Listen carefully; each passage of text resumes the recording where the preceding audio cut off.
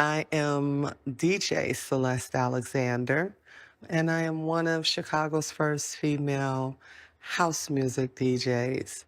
As far as women go in house music, it was few and far between in the beginning. Some men in the industry believed that DJ skills were too complicated for women to master. It was the craft of learning how to play the music that drew me in before the music actually really did. In addition to technical proficiency, women brought an awareness of how the music moves the listeners, how it makes them feel. It's about sort of freeing yourself to be present with a movement. It's about a harmony and allowing yourself to be swept up in it, not resisting it, sort of going with this flow. Being told that they couldn't was all some of the women needed for motivation. Not only could they, but they would. DJ and Grammy-nominated producer Steve Hurley was one of the first to encourage women to take on house music. All Steve talked about was music, mixing. He told me it was the process of blending two records together simultaneously with two turntables and a mixer.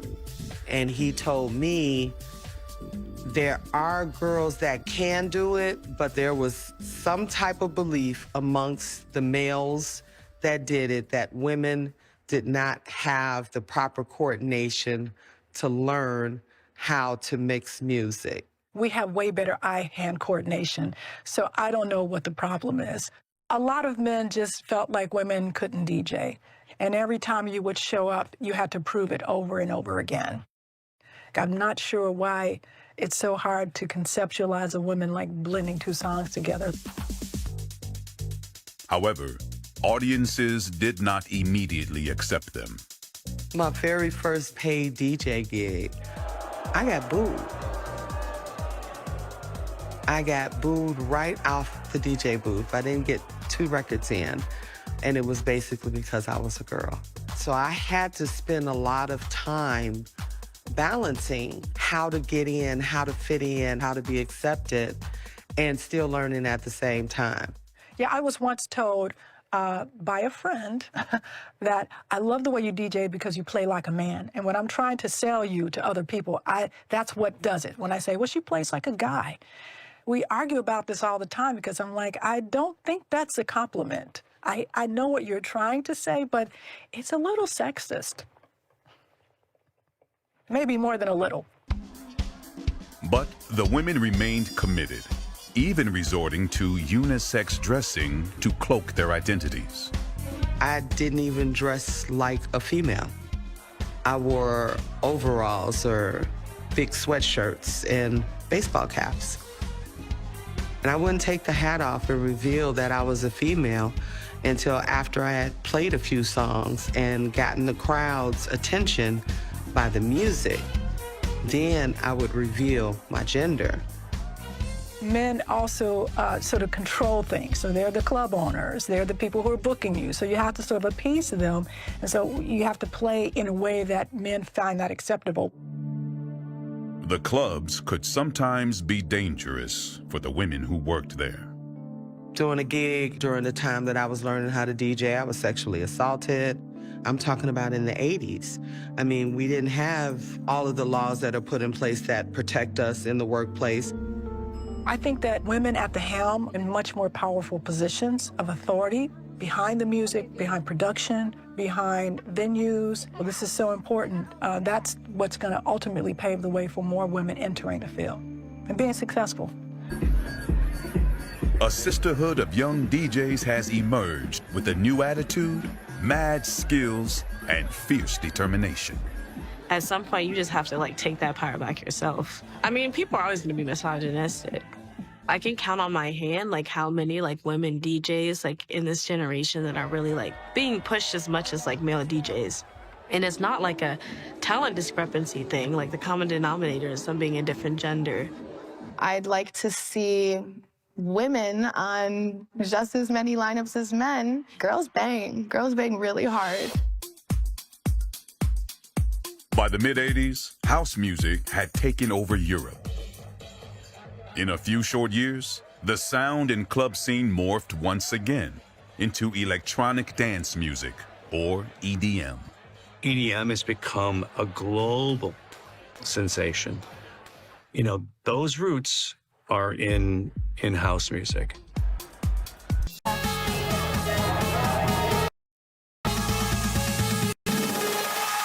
So let's talk about a little bit about being a woman in EDM. You guys are one of the few women in Vegas to be playing headlining sets.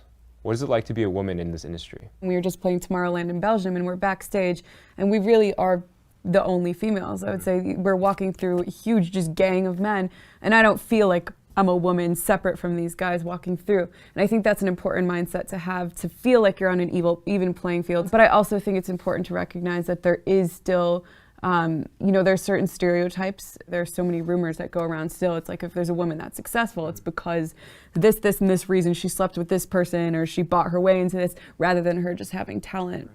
So I think it's really important to change our mindset and to talk about that so people become more open-minded to allow women to pursue their dreams, because I think there still is a stigma associated with being a woman in the industry, and not only music but entertainment. I think that in itself pushes women away a lot of the time, and that's a huge problem. We need to change the dialogue to make it okay for women to try the same exact things that men are.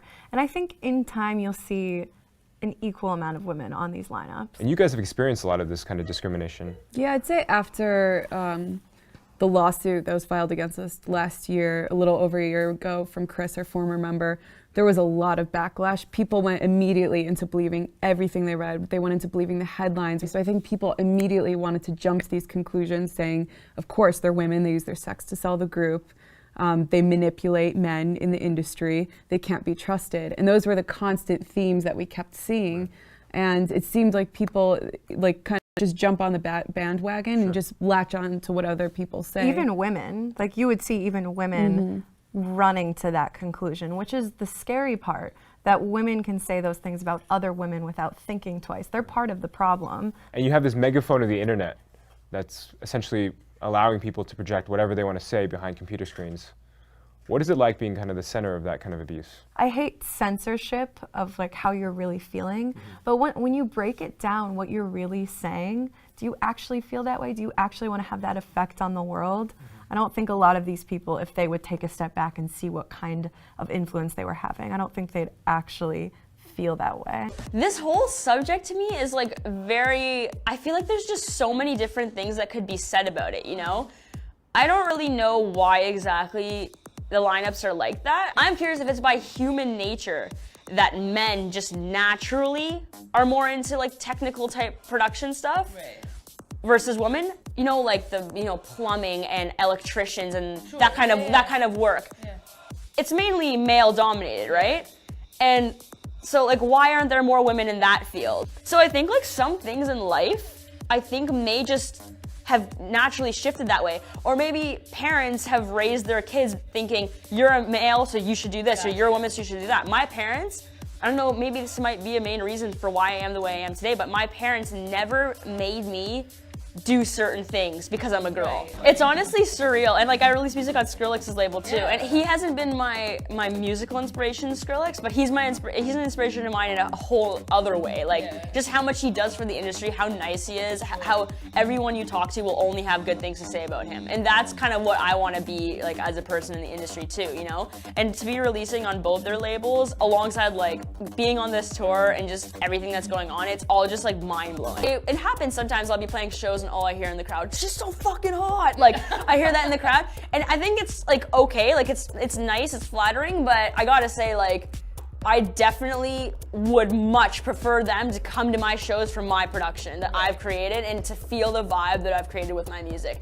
But in the end, I know that like people are gonna be attracted to different things and it's gonna happen either way. But yeah, I think overall, like you said, people like, you know, Nervo and like the super like appealing people or whatever, like they're probably gonna get more attention because, you know, there's a bunch of guys in the world that will pay tickets just to go see them on the stage.